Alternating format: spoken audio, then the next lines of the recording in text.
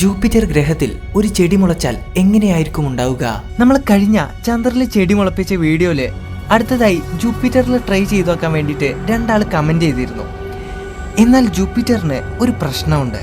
അതായത് ജൂപ്പിറ്റർ ഗ്രഹം നമ്മുടെ ഭൂമിയെ പോലെയോ മാർസിനെ പോലെയോ ഒരു റോക്കി പ്ലാനറ്റ് അല്ല, മറിച്ച് ജൂപ്പിറ്റർ ഒരു ഗ്യാസ് ജയന്റ് ഗ്രഹമാണ്.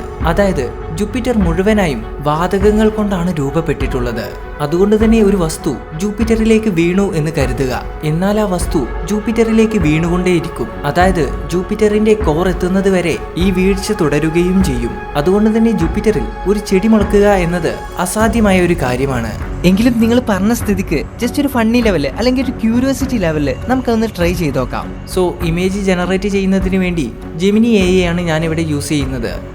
ഇമേജ് നിർമ്മിക്കാനുള്ള പ്രോംപ്റ്റ് കൊടുത്ത സമയത്ത് ഇതുപോലെ ജൂപ്പിറ്ററിൽ ഫ്ലോട്ട് ചെയ്ത് നിൽക്കുന്ന ഒരു ഫാന്റസി ചെടിയുടെ ചിത്രമാണ് ജെമിനി നമുക്ക് ക്രിയേറ്റ് ചെയ്ത് തന്നത്.